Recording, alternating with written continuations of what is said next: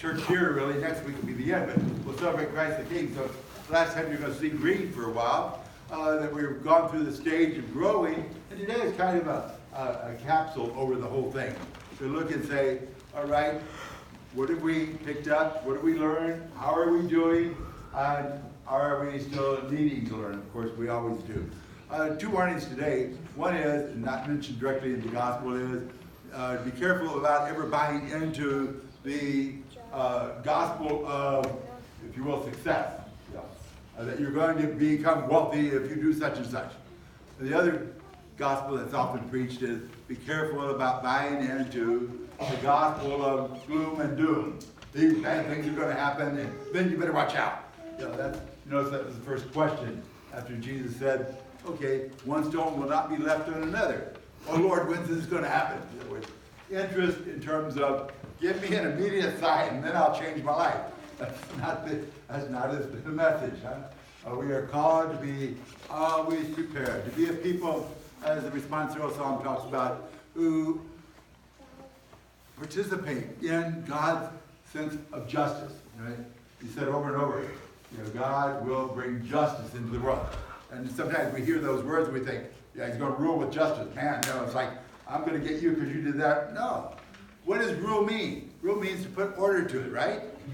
Rule means that I have things in some sense of order. And justice is what? Justice is that God has a desire that every human being has at least basic minimums to the existence on this earth. So we've been looking at the last couple weeks. To be a Christian is to be a person of prayer, having that relationship with the Lord, and to have concern for those who have less than we do, and using our time, talent, and treasure. So those two elements we have to keep examining ourselves with. So we look at the one in terms of saying justice in terms of prayer. Well, how does God put rule in the world? We ask Him. If He is our Lord, that means we can come to Him. Lord, how do you want me to use the gifts, the talents that you've given me for justice in the world? So we each have a personal responsibility to come before Him and say, Lord, how do I operate? How do you want me to use what you've blessed me with? That's the one side of that coin. And that's where so many are afraid to make any changes until we want to know Him. Really, Jesus says all these things are going to happen.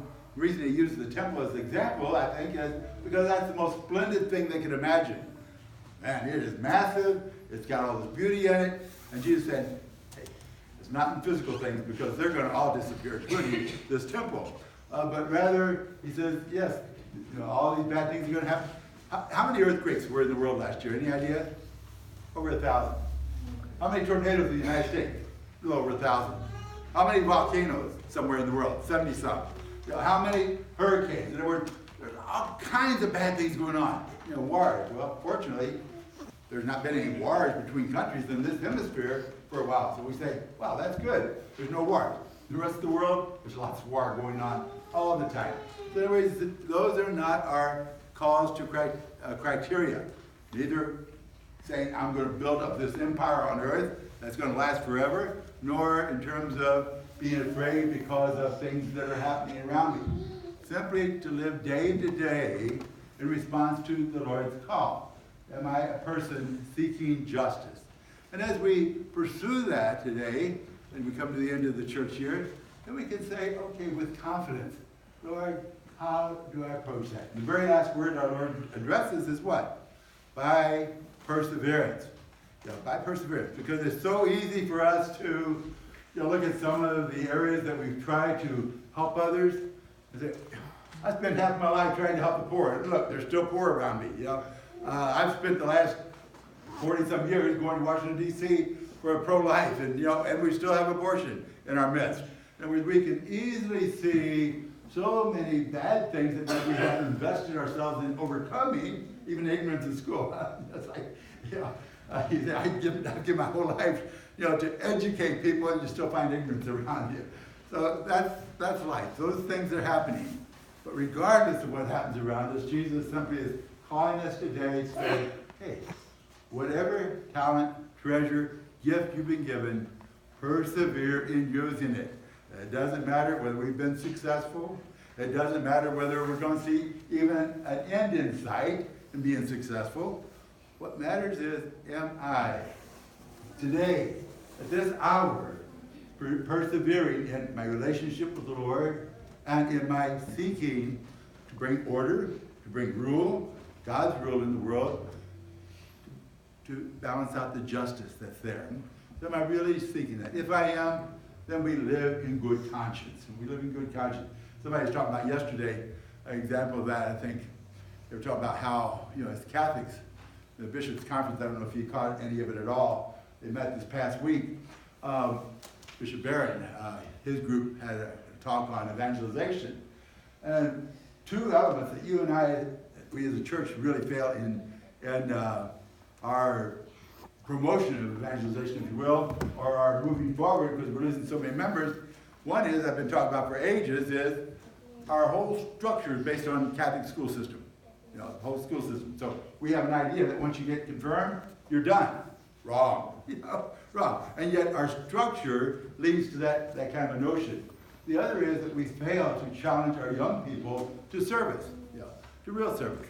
And so they use the example of the LDS, how they are sent out in mission work 2 by 2 to just go door to door of promoting the good news. They say, are they successful? Guess what? The elders don't care whether they're successful or not. They said that's not the issue. The issue is that they're giving of themselves for 2 years. And in that giving of themselves, they become more committed to who they are and what they're about.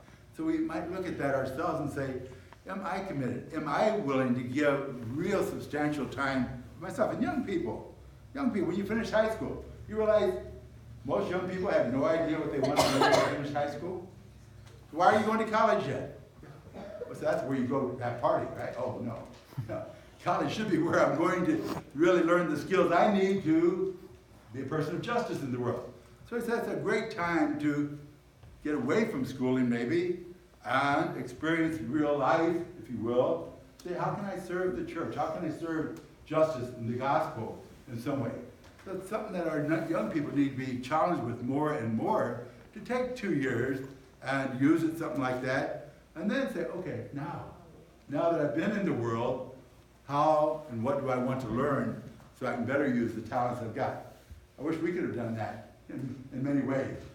So many of us, we get ordained and you're out in the world and said, oh my gosh, I wish I'd taken this and this and this while I was still in the seminary. But you don't get a chance to anymore, right?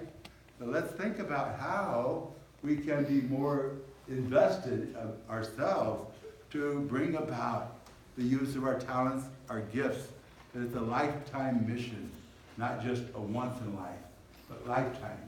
Persevere in whatever it is that the Lord is calling you to bring about peace and justice in this world.